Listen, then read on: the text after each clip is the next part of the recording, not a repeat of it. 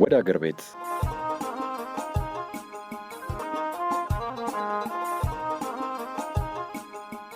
ፖፑሌሽን ሚዲያ ሴንተር ከዩኤን ውመን ጋር በመተባበር በየሳምንቱ ማክሰኞ ከሰዓት ከ7 ሰዓት እስከ 7 ሰዓት ተኩል በፋና አሰላ 90.0 የሚተላለፍ የ30 ደቂቃ የሬዲዮ ፕሮግራም ነው።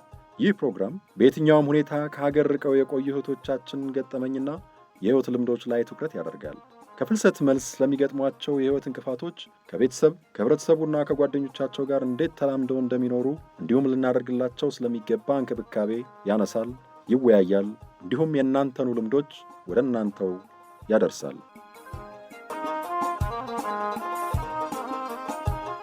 ወደ አገር ቤት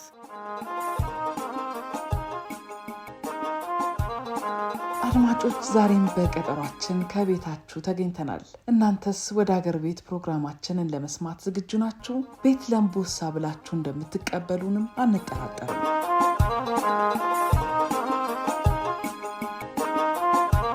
ትኩረቱን በፍልሰት ላይ ያደረገ ፕሮግራም ይዘን ወደ እናንተ ውድ አድማጮቻችን መተናል። ወደ ሀገር ቤት የተሰኘውን ፕሮግራማችንን እንደወደዳችሁት ድንቅ የሆኑ ተሞክሮዎችንም እያገኛችሁበት እንደሆነ እምነታችን ነው። በምናቀርበው ፕሮግራም ዘና እያላችሁ ቁም ነገርን ትጨብጣላችሁ። ወደ ሀገር ቤት በተሰኘው ፕሮግራማችን ፍልሰትንና ከፍልሰት ተመላሾችን የህይወት ልምድ እና ገጠመኞችንም ጭምር ወደ እናንተ እናደርሳለን። ሁሌም አብራችሁን እንደምትሆኑ እምነታችን ነው። ወደ ሀገር ቤትን ሁሌም በየሳምንቱ በዚህ ሰዓት ታገኙታላችሁ። ፕሮግራሙ ከዩኤን ውመን በተገኘ የገንዘብ ድጋፍ ወደ እናንተ ይደርሳል። በዚህ ፕሮግራማችን ከሀገር በየትኛውም ሁኔታና በተለያየ አጋጣሚ የወጡ ወገኖቻችንን ተሞክሮ የህይወት ገጠመኞችና ልምዶችን ለእናንተ ለአድማጮቻችን በሚመች መልኩ እናቀርብላችኋለን። ፕሮግራማችንን በተመለከተ ያላችሁን ሀሳብ አስተያየት በ0944 088998 ላይ በመደወል አድርሱ።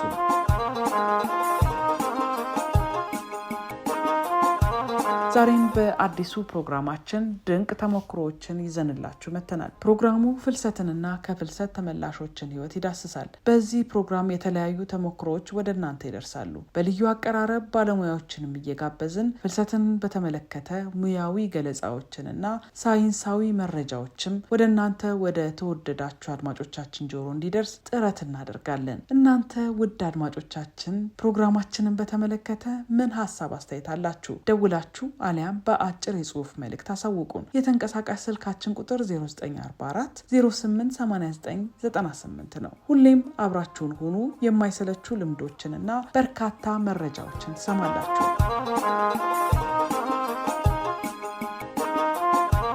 እስኪ አንድ ጠቃሚ መረጃ ልንገራችሁ። በሰው የመነገድ ወንጀልና በህገ ወጥ መንገድ ሰዎችን ድንበር ማሻገርን ለመከላከል የወጡ ህጎችና አዋጆች እስራትና የገንዘብ ቅጣት ቢደነግጉም ወንጀሎቹ በበቂ ሁኔታ ሪፖርት ባለመደረጋቸው በህጉ አፈጻጸም ላይ ክፍተቶች ይታያሉ። በማህበረሰቡ ውስጥ ያሉ ተጎጂዎች፣ ምስክሮችና ሌሎች የማህበረሰቡ አካላት በአካባቢው ለሚገኙ አግባብነት ላላቸው የመንግስት ተቋማትና የፍትህ አካላት መረጃና የምስክርነት ቃላቸውን በተሟላ ሁኔታ የመስጠት ሰፊ ክፍተት ይስተዋልባቸዋል። በተለያየ ደረጃ የሚገኙ በህግ አስከባሪዎች መካከል ባሉ የመረጃ ልውውጥ ክፍተቶች ሰዎችን በህገ ወጥ መንገድ ድንበር ማሻገርን፣ በሰው የመነገድ ወንጀልን ሪፖርት እንዳያደርጉ ለተጎጂዎች መሰናክሎች ይሆኑባቸዋል። እንዲሁም ለምስክሮች የሚደረግ ጥበቃ ላይ ክፍተቶች በመኖራቸው ተጎጂዎችና ምስክሮች በሰው የመነገድ ወንጀል ጋር የተያዙ የወንጀል ጉዳዮችን ሪፖርት ለማድረግ የሚያግዳቸው ሌላኛው ምክንያት ነው። እነዚህን ክፍተቶች ለመሙላት ደግሞ ሁሉም ባለበት አካባቢ ወንጀሉንና ወንጀለኞችንም በማጋለጥ በጋራ መስራት ይገባል እንላለን። ካልሆነ ግን ወንጀለኞች ምንም አይደርስብንም፣ ማንም አይነካንም በሚል እሳቤ አሁን ከምንሰማቸው የከፉ የወንጀል ድርጊቶችን ሊያከናውኑ ስለሚችሉ ወንጀሉን ለመከላከልና ወንጀለኞችንም ለፍርድና አግባብነት ላለው ቅጣት የማቅረቡ ኃላፊነት የኔም ያንቺም ያንተም የሁላችንም ነው።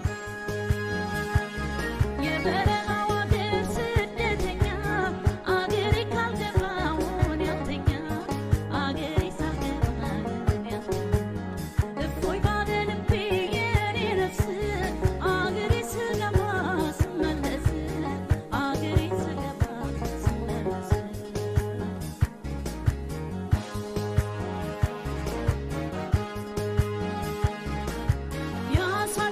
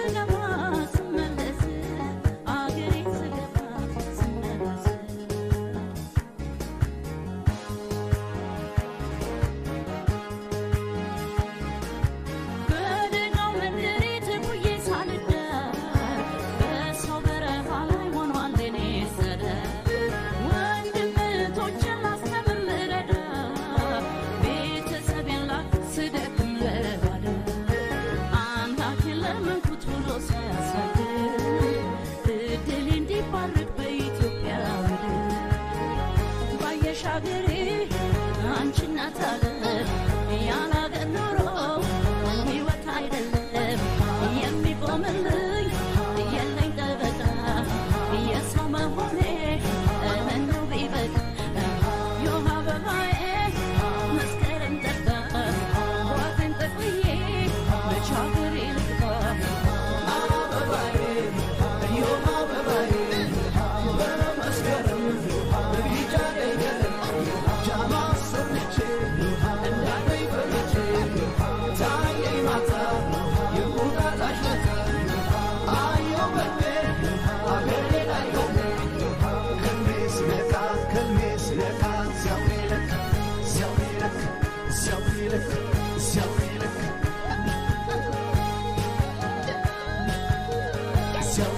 እስኪ አሁን ደግሞ የንጋት ኮከቦች ድራማን ልጋብዛችሁ። ባለፈው ሳምንት በንጋት ኮከቦች እነ ፀሐይ ወደ ስልጠና ቦታው ለመሄድ ቢጣደፉም እናትየው ግን ስልጠናው ብቻውን ጉንጭ ማልፋት ነው፣ ገንዘብ ያስፈልገናል እያሉ ነው። እንደውም ልጃቸውን ከስልጠናው እንድትስተጓጎል ስራ እያዘዟት መሰናክል ሲሆኑባትም ነበረ። ፀሐይና ጓደኛዋ ግን በአቋማቸው ጸንተው ወደ ስልጠናው አምርተዋል። ዛሬስ በንጋት ኮከቦች ምን ይከሰት ይሆን? ድራማውን ተጋበዙልን።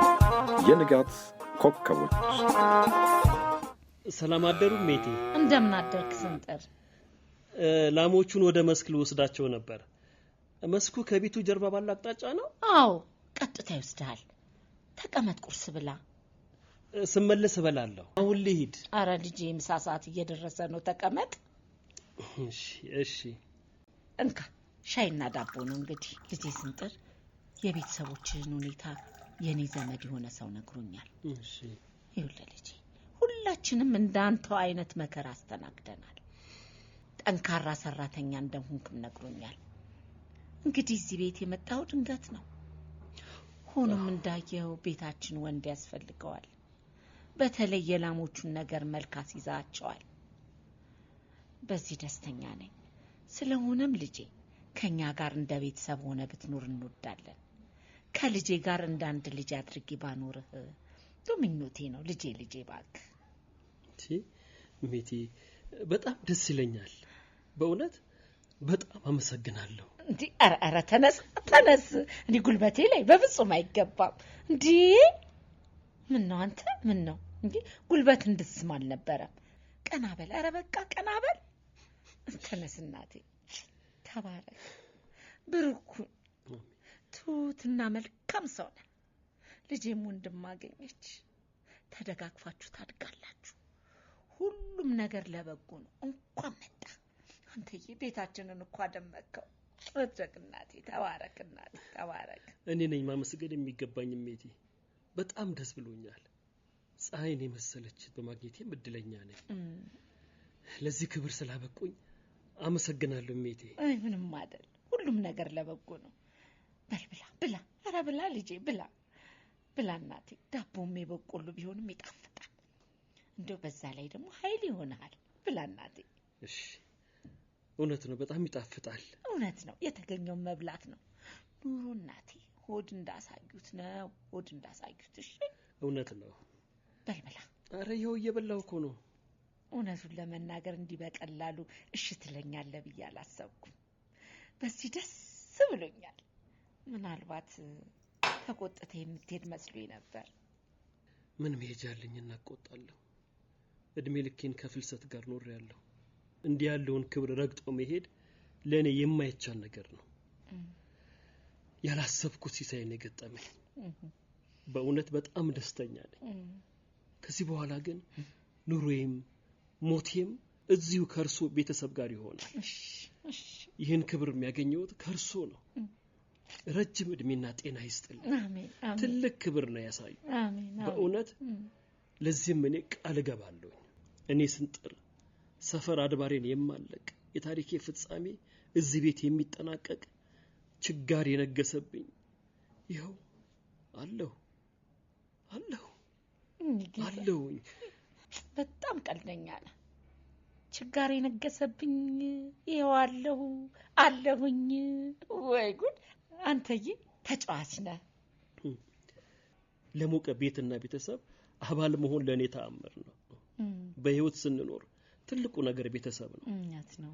እኔም ወግ ደርሶኝ ዛሬ ቤተሰብ ኖሮኝ ረጅም ዓመታት ያለ ቤተሰብና መጠጊያ ከክልል ክልል ከቦታ ቦታ ስንከራተት ኖርኩኝ። ይሄ ታሪኬ በርሶ ምክንያት ተደመደመ። የእውነቴን ነው የምሉት፣ ትልቅ ሸክም ነው የቀለለ። ትልቅ ሸክም። እሺ አባዬ፣ ይኸውልህ እርሶ እና እሜቴ ብለህ መጥራቱን ትተህ እንደ ልጄ እንደ ፀሐዬ ማለት ነው እማዬ ይበለኝ። እሺ እሜቴ። እንዴ አንተ አሁን ነግሬ አሁን እሜቴ ትላለህ? የለም መዳፍ አይደል? ቀስ እያልኩ አስተካክላለሁ። ስቀልድ ነው፣ ብዙ አትጨነቅ። ቀስ እያልክ ትለምደዋለህ። እሺ ብላ እንጂ። ሻይ ልጨምርልህ? ዳቦም ጨምር። በእውነት በጣም ነው የማመሰግነው። በጣም ነው የበላሁት። ጎሽ በልሱ ጋር አስቀምጠው፣ ጠረጴዛው ላይ። እሺ። እናም ልጄ ከዚህ በኋላ ፀሐይህ ናት። ጠብቃት፣ ተንከባከባት፣ ተደጋገፉ። እንደምታያት ጠንካራ ልጅ ናት፣ ግን ተግባር ላይ ችላ ትላለች ይመስለኛል። ብቸኛ በመሆኗ የደረሰባት ተጽዕኖ ነው። አንተን ከጎኗ ስታገኝ ጥንካሬ እንደሚሰማ ታምናለሁ። እባክህ አይዞሽ በላት፣ ምከራት፣ ተመካከሩ። እሺ። ለኔ ሞራል ትሆነኛለች። እሺ ንጌታ። እንዲያውም በቀደምለት ስለ ስልጠናው ልታስረዳኝ እኔንም ልታሰለጥነኝ ተስማምተናል። አይ እሱ ስልጠና ጥቅሙ አልታየኝም። ጊዜ እያጠፋች ነው። ይልቅ ገንዘብ መስራት እንድትችይ ብለህ አበረታታት። እኔንም አልሰማ ብላኛለች። እሺ ግድ የለም፣ ስለ ሁሉም ነገር እንመካከራለን። ጎሽ እንደሱ ደስ የኔ ጌታ። ጎሽ ሰይ ላሞቹን ወደ መስክ ልውሰዳቸው።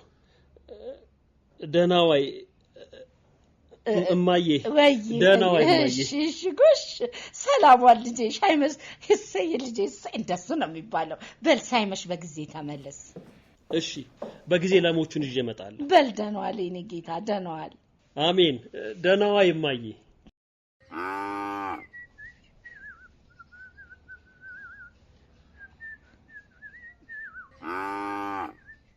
ኧረ መላ መላ መላ መላ፣ ኧረ መላ መላ መላ መላ፣ እናቴም ጠላችኝ መላ መላ፣ እኔም ጠላኋት መላ መላ፣ እህቴም ጠላችኝ መላ መላ፣ እኔም ጠላኋት መላ መላ፣ ያጣ ሰው ማያገኝ መላ መላ፣ እየመሰላት መላ መላ።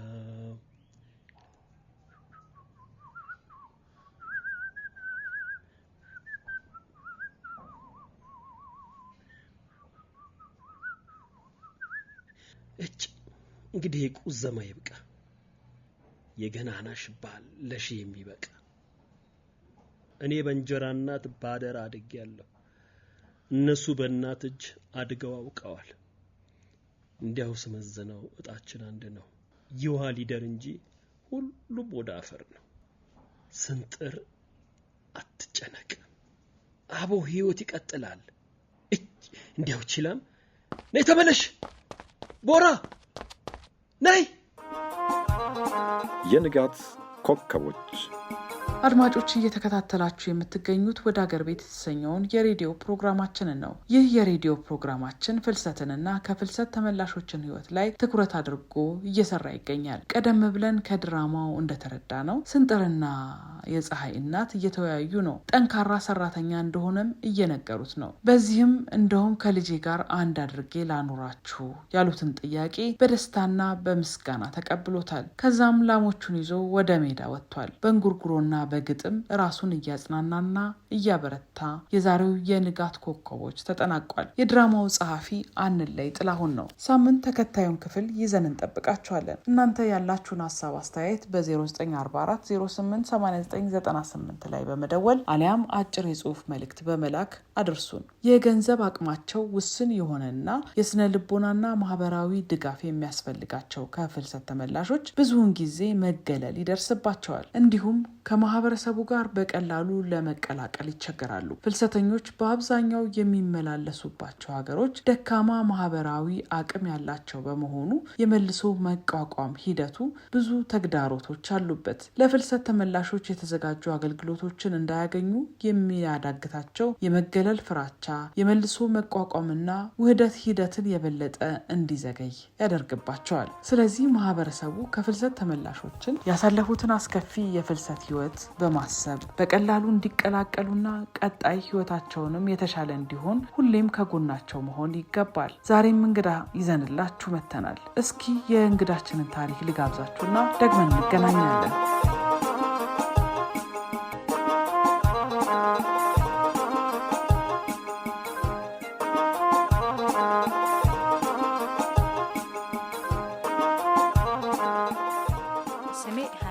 ሰይድ ይባላል። 01 ቀበሌ ነው የምኖረው፣ መርሳ ከተማ ማለት ነው። ተወልጄ የሚያደግኩት እዚሁ ነው። ሀያት ስንተኛ ልጅ ናት? ለቤተሰቧ ተማሪ ነበረች ወይ? እስቲ ንገሪኝ። የመጨረሻ ልጅ ነኝ። እናትና አባቴም በልጅነት ነው ያጣኋቸው፣ አላቃቸውም። እና አንዲት እህት ነበረችኝ። እሷ ናት እንደ እናትም እንደ አባትም ሆነ ያሳደገችኝ። ትምህርቴን ተምሬያለሁ እስከ 7ኛ ክፍል። በትምህርቴም ትንሽ ሞካሪ ከሚባሉት ደረጃ ውስጥ ነበርኩና እንደ አጋጣሚ እህቴ በመካከል ስትወልድ ሁሉም ነገር ሲጨላልምብን ማንም ስላልነበረን ግዴታ ያለኝ አማራጭ ወደ አረብ ሀገር መሄድ ነው። እኔ መሄድ አለብኝ ብዬ ሳስብ ልክ 7ኛ ክፍል ስደርስ ደግሞ ሁለተኛ ልጇን ወለደች። እሷ በወለደች በ6 ወሯ ተነስቼ ዱባይ ሄድኩኝ ማለት ነው። ማን ነገርሽ መረጃውን ምናምን? እንዴት ሰማሽ? መረጃው ያው ሁሉም ሲወራም ሲሄዱም ታያለሽ። እነዛ ይነግሩሻል፣ በነዛ ነው የምትሄጁ። እዚህ በሚሰሩት አገናኙ። በዛን ሰዓት 7000 ምናምን ብር ነበር። ያንን መሬት አስይዘን ሄድኩኝ ዱባይ። ምልሽ እንደ እናቱና የዚህን ግፌን ቆጥሮልኝ እንደ እናት የምትሆን አስተሪናት የገጠመችኝ። ከዛ እየሰራሁ እያለ እህቴ ድንገት አረፈችብኝ። ተመልሼ ወደዚህ ወደ ኢትዮጵያ መጣሁ። ታማ ነበር የ15 ቀን በሽታ። ከዛ እሷ ስትሞትብኝ እኔ ወደዚህ መጣሁ። መጥቼ እሷ ልጆች ተረክቤ ድጋሚ ማሳደግ ጀመርኩ ማለት ነው። ከዛም በኋላ ደግሞ ኑሮ አልቃጭልኝ ሲል ነው ተመልሼ 2011 ላይ ባህሬን ተመልሼ ሄድኩኝ። ባህሬን የገጠመኝ ነገር ግን በጣም ከባድና ፈተና ነበረ። ምን ገጠመሽ? ሴትዮዋ ድሃዎች ናቸው። ከ5 ብር ቀንሽልኝ ትል ነበር። ከደሞዝሽ 5 ብር ቀንሽልኝ ምን አለበት? ከዛ ለኤጀንሲዋ ስነግራት አንድ ጊዜ መጣች። ኤጀንሲዋም ስትመጣ በጥፊ እንዳልደረግምሽ አንድ ጊዜ መታኛለች፣ እሷ ማለት ነው ቤት ድረስ መጣ እና ከዛም በኋላ በአመት ከምናምኔ እዚህ ስበብ ፈጠሬ ማንም የለኝም። ስበብ ፈጠሬ ወደ ሀገሬ ተመልሼ መጣ በራሴ አየር ትኬት ቆርጬ። ለምን ነበር የምትመታሽ? ኤጀንሲዋ ናት አርፈሽ ተቀመጪ፣ እዛ ለምናችሁ አልቅሳችሁ ትመጣላችሁ፣ እዚህ ግን የሆነ እንትን ስበብ ታበዛላችሁ። እንደዚህ እያለችኝ ነው። ደሞዝን በሰዓት አሰጠኝም። 5 ብር ቀንሽ 2 ብር ቀንሽ እያለችኝ ነው። የዛ ሀገር ዲናር ስለሆነ ማለት ነው። እንደዛ እያለች ነውና አስተካክሊልኝ፣ ጸባይዋ ሚስተካከልልኝ ምናምን ስላት እንዳውም ሌላ እንትን አለችና በጥፊ መታችኝ። ከዛም በኋላ ደውዬ ማላቅም ጠይቄ ማላቅም የሆነ እዚህ ስበብ ተፈጠረ ብዬ በራሴ ትኬት ቆርጬ መጣሁኝ ማለት ነው።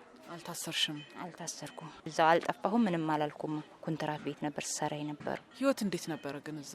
ባህሬን ነው የከበደኝ። ብዙም ሰውም ጋር እንድገናኝም ስለማታደርገኝም ቤት ውስጥ ዛፍኜ ታሽጌ ስለነበር የምኖረው ዱባይ እንደ ልቤ ነበረ። ከሰውም ብዙም ሀበሻዎችም አብረውኝ ያሉ፣ ሴትዮዋም ጥሩ ስለሆነች እንደፈለኩ ነበር። እዚህኛው ላይ ግን ብዙ የአረብ ሀገርን ክፋት ያየሁበት ነው። ብዙ እህቶቼ ብዙ ተሰቃይተዋል። ያንን ያየሁበት ነበረ እና ያው ፈጣሪ ብሎት ወደ ሀገሬ በሰላም ተመልሻለሁ። ስራው ምን ነበር አሁን እዛ? ጽዳትም ምግብ ስራም ይከብዳል። ጽዳቱ ያው የአንዲት በሽተኛ አለች እንጂ አባልየውና አንዲት እህቷ በሽተኞች ናቸው፣ ያምሮ ማለት ነው። የነሱ ትንሽ ይከብዳል እንጂ የሌላው ብዙም እንትና አይለኝም። ምግቡ ነበር ትንሽ የሚከብድ የነበረው። ምግብ በየሰዓቱ ለነሱ ማቅረቡና መስራቱ ነበረ። ያው እሱንም እንትን ብዬ መጥቻለሁ። ምንድነው የምታረጊው አሁን ለታማሚዎቹ? ለታማሚዎቹ ያው ጽዳት በሰዓቱ ላጽዳ ስላቸው አያጸዱኝም። ቆይ ትንሽ ቆይ እንደዚህ እንደገና ደግሞ እነሱ የሚያበላሹትን ነገር እየገባሁ ማጽዳት በየሰዓቱ ምናምን ነበር። የነሱ የሚጠቀሙበትን ነገር ማለት ነው። ምግቡንም ሆነ ምኑንም እንትን ስለማይሉ እያዝረከረኩት ነበር እንትን የሚሉት። ለምን ያህል ጊዜ ሰራሽ በዚህ? አመት ከ8 ወር አካባቢ ሰርቻለሁ። ምን ይሰማሽ ነበር እንደው እዛ ሆነሽ ብር ቀንሽልኝ ስትልሽ ኤጀንሲዋ መታ ስትመታሽ? ወደ ሀገሬ ሰላም ገባይ ሆኖ ነው የምለው። በቃ ወደ ሀገሬ ሰላም ገባይ ሆን ከሀገሬ ላይ ገብቼ ቆሎ ቆርጥ የሚያድር ይሆን ነው እንጂ ሀገሬ መግባት ብቻ ነበር በዛን ሰዓት የምፈልገው። ምክንያቱም 5 ብር ቀንሽ 2 ብር ቀንሽ እያለች እንትን ስላለችኝ ምንም መፍትሄ የለውም። ሰርቼም እንደማያልፍልኝ አወኩ። መጥፋትም አትችይም። እዛ አካባቢ ላይ ትንሽ ከተማ ናት ባህሬንና ያው ያለኝ አማራጭ በቃ በሰላም ምን ፈጥሬ 2 አመት ሳይሞላኝ ወደ ሀገሬ ልሄድ ነው። ስበብ ፈጥሬ ወደ ሀገሬ በራሴ ትራንስፖርት መሄጃ መምጫ መለስልሻለሁ ብዬ ነው የመጣሁት። እንደው ማትረሻው አጋጣሚ ያለሽ እዛ ሆነሽ? ማረሳው አጋጣሚ ረመዳን ጊዜ ሆኖ ሴትዮዋ አይወደቀችብኝ። ምን ሆነ? እየወለወልኩ እያጸዳሁኝ እያለ መታተን ሸራታ ወደቀችብኝ። ስትወድቅብኝ በቃ የዛን ጊዜ የለሁም ከችግሩ ላይ የበለጠ የሷንተን ግን በዛን ሰዓት ምን እንደታያት አላቅም። ሴትዮዋ ምንም እሷ አይነካችኝ ምንም ያደረገች ምንም አድርጊያት አይደለም። በነገራችን ላይ የወደቀችው እየወለወልኩ ሳላያት ነው እሷ መታ የወደቀችው እና እኔ እኮ ደርቋል ብዬ ነው የረገጥኩት። እሷ ደግሞ ምንም ያደረገችው ነገር የለም። ያኔን የደነገጥኩትም መቼም አልደነገጠውም ድጋሚ። ይሄን አሳልፌያለሁ። እንደው ስንት ናችሁ ቤተሰብ ልጆች? እናትና አባትሽ እንዳረፉ ነግረሽኛል። አንድ ወንድም አለኝ፣ አንድ የማሳድግ እህቴ ልጅ አለ። እንደገና ደግሞ እኔ 4 አለኝ፣ 6 ነን ጠቅላላ። አንቺ ነሽ የምታስተዳድረው ይሄን ሁሉ ሰው? እኔ ነኝ። ባለቤቴም የዚህ ሀገር ልጅ ስላል አይደለ ስራ የለውም። ያው ሻይ ቡና እየሰራሁ ነበር ስንኖር የነበረው። አሁን ሻይ ቡናውንም በመውለድ ምክንያት አቋርጬ ቁጭ ብያለሁ። የት ነው ባለቤትሽ ያለው? እዚሁ ነው። እዚሁ ነው። ምን ይሰራል? ምንም አይነት ስራ የለውም እሱ። ኑሮ እንዴት ነው ታዲያ? ኑሮው ቢከብድም ትኖሪያታለሽ እንደምንም እያልሽ ምንም እንትን የለውም። እስካልተንቀሳቀሽ ድረስ ቢከብድም ያው አጋዥም ስለሌለ ያው እየተፍጨረጨርን ብቻ አለን። ስለ ወደፊት ውስጥ ምን ታስቢያለሽ? ስለ ወደፊት ያው መሰደድ አልፈልግም። ድጋሚ እንዲሰደዱ ማንም እንዲሄድብኝም አልፈልግም። ግን በቃ እዚሁ ሀገሬ ላይ ደግሞ የሆነ ነገር ተፈጥሮልን ብንሰራ ደግሞ ደስ ይለኛል። ግን ማንም ጠያቂ ዞር ብሎ የሚያይሽም የለም። አሁን ዲሲ የሚባለው ድርጅት በስተቀር ማለት ነው። መጀመሪያ ያሰለጠንን የአረብ ሀገር ተመላሽ ተብሎ እሱ ድርጅት ነው። እሱ የሆነ ነገር እንግዲህ ቢፈጥርልን ብለን ተስፋ አለኝ እንጂ ሌላ ነገር የለኝም። ያው እዚሁ ላይ መስራት ነው ፈልገው ሀገሬ ላይ። እንደው ምን ትመክሪያለሽ? እስቲ ለመሄድ የሚያስቡ ሰዎች አሉ፣ ልጆች እንዳንቺ አንቺ በወጣሽበት እድሜ፣ ለነሱ ምንድነው ምክርሽ? ባሄዱ ላለሁ ግን ደግሞ እዚህ ኑሮውን እያየን ነው። ካንዴም 2 3 የምንመላለሰው ኑሮው እየከበደ ነው። ግን ሲሄዱ ራሱ እዛ አንድ መልካም ነገር ሊገጥማቸው ይችላል፣ 2 ደግሞ መጥፎም ነገር ሊገጥማቸው ይችላል። መጥፎ ነገር እንዲገጥማቸው አለመኝም ከጥሩዎቹ ይግጠማቸው አትሄዱም ብዬም አልልም። ግን ቢያንስ እዛ ሂደው የሚሰሩትን ብር አጠራቅመው ለቤተሰብ የሚረዱትን እየረዱ የተቻላቸውን አቅም ደግሞ ራሳቸውን ለውጠው ብዙ ጊዜም ሳያባክኑ ወደ ሀገራቸው ተመልሰው ሀገራቸው ላይ የሆነ ነገር ፈጥረው ቢሰሩ ላሉ። እንደው ከፋም ለማም እዛ ሆነሽ የምታገኙ ገንዘብ ነበረሽ ላይ ገንዘብ አታጭም ታንቀሳቀሽ ነበር። አሁን እዚህ ስትመጪ ግን ያ ሁሉ ይቀራል። እንዴት ነበር የቤተሰብ አቀባበል የማህበረሰቡ አቀባበል አንቺ ስትመጪ? የቤተሰብ አቀባበል እንዳልኩሽ እዛ እየኖርኩ ዱባይ እየኖርኩ እህቴን ነው ሳኖር የነበረው። ብዙ ሳያቃል እህቴን እንደማኖር የእህቴ ልጆች የግል ትምህርት ቤት እየከፈልኩ ምናምን ነበር ሳስተምር የነበረውና ዱባይ ላይ 5 ሳንቲም የለኝም። 10 ሺህ ብር እንኳን ሳሊዝ ነው የመጣሁት። በጓደኞች አዋተውልኝ ምናምን ነው የመጣሁት። ምክንያቱም ለሷ ነበር ስኖር የነበረው። እዚህ ከመጣሁ በኋላ ያው ሀዘንም ስለነበረ ብዙም እንደው ተጎዳሽ ነው እንጂ እንደዚህ እየኖርሽ ለቤተሰብ እየኖርሽ ኑረሽ አሁን ደግሞ መጨረሻሽ እንደዚህ ሆነ የሚል ነው እንጂ እስካሁን ድረስ እንደዚህ ባርገሹ በነበር እንደዚህ ሆነሽ በነበር የሚለኝ ማህበረሰብ የለም። በቤተሰብ ሁሉን ነገር እንትን ሰላልኩት ማለት ነው። እንደው የሰራሹ ቋሚ ንብረት ምናምን አለሽ? የለኝም። የምኖረው የቀበሌ ቤት ውስጥ ነው። እኔ ራሴ የምለው ገንዘብም የለኝም። ኤጀንሲያችሁ ወይም ደግሞ ኤምባሲው እዛ ያለው ምን ረዳችሁ? ኧረ ምንም ነገር የለም። የመጀመሪያ ዱባይ እንደነገርኩሽ እዚህ ተመርጬ ሄድኩኝ። እዛው መታወሰደችኝ። ምንም እንትን ያለኝም ኤጀንሲም ጋር የሚያገናኘኝም ነገር የለም። ኤምባሲም ሂጄም አላቅም። ባህሬን ነበረ። ባህሬንም እንዳልኩሽ ቢሮዋ ሳትሆን የወሰደችኝ ከመኖሪያ ቤቷ ነው። ከመኖሪያ ቤቷ ወሰደችኝ። ሴትዮዋ መታ ከመኖሪያ ቤት ነው የወሰደችኝ፣ አረቢቱ ማለት ነው። ከዛም በኋላ ተደወለላት። እንደዚህ ያለች ነው ሀያት ስትላት መጣች። በጥፊ እንዳልደረግምሽ እዛ ለምነሽ መተሽ እንደገና እዚህ ደግሞ እንደዚህ ሆንኩ ማለታችን ማለችና ባሏ ጋር ነበር ባልየው። በጣም ጥሩ ሰው ነው። ታያት ምን አረገችሽ? ከፋኝ እኮ ነው ያለችሽ ነው ያላት ባልየው ማለት ነው። እሷ ግን ያው አንዴ በጥፊ መታች። ድጋሚ የሆነ ነገር ብትፈጥሪ ወየውልሽ ብላ አስፈራርታኝ ሄደች እንጂ ምንም እዛም ኤምባሲም ሄድኩበት አጋጣሚ የለም።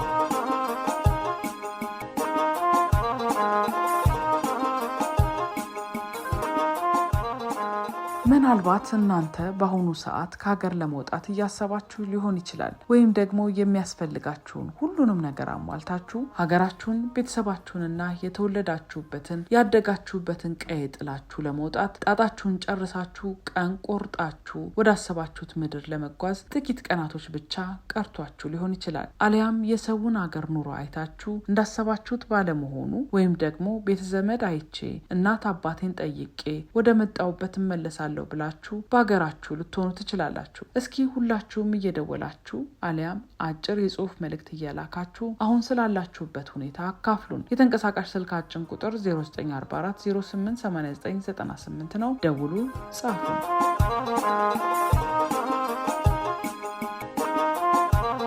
እንግዲህ ከእንግዳችን እንደተረዳ ነው የሰው ሀገር ከባድና መራራ ነው። ግን ቁጭ ብሎ ድህነትን ይዞ ከመቆዘም ሰርቶ ድህነትን ማሸነፉ መልካም ነው። ስንሄድ ግን ጉዟችን ላይ ጥንቃቄ ማድረግ እንደሚገባንና የሌሎች ወገኖቻችንን ተሞክሮ አይተን ብልህ ውሳኔ መወሰን ይገባናል እንላለን በዛሬው ወደ ሀገር ቤት በተሰኘው ፕሮግራማችን። ሌላው የህገ ወጥ ሰው አዘዋዋሪዎችን መጠንቀቅ እንደሚገባን ከተለያዩ ወደ ሀገር ቤት ፕሮግራማችን እንግዶቻችን ያገኘናቸው የወገኖቻችን ተሞክሮ ማሳያ ነው። በዚህ ፕሮግራማችን ቀደም ብለን እንደነገርናችሁ የተለያዩ ሰዎችን ተሞክሮና ልምዶችን ወደ እናንተ እናደርሳለን። ወገኖቻችን ከሀገር ሲወጡ ምን ገጠማቸው? በቃኝ የሰው ሀገር ብለው ወደ ሀገር ቤት ሲመጡስ ዘመድ አዝማድ፣ ቤተሰብ፣ ጓደኛ፣ እናት አባት እንዴት ተቀብሏቸው ይሆን የሚሉትን ልምዶች ወደ እናንተ እናደርሳለን።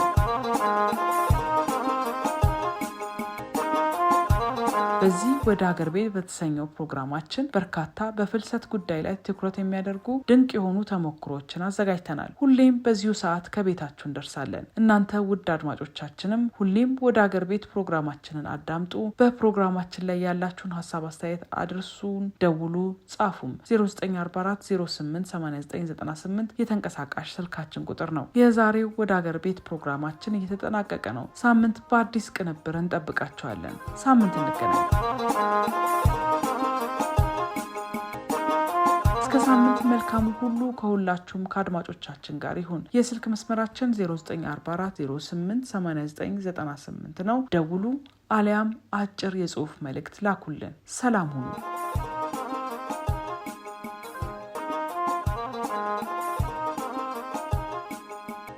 ወደ ሀገር ቤት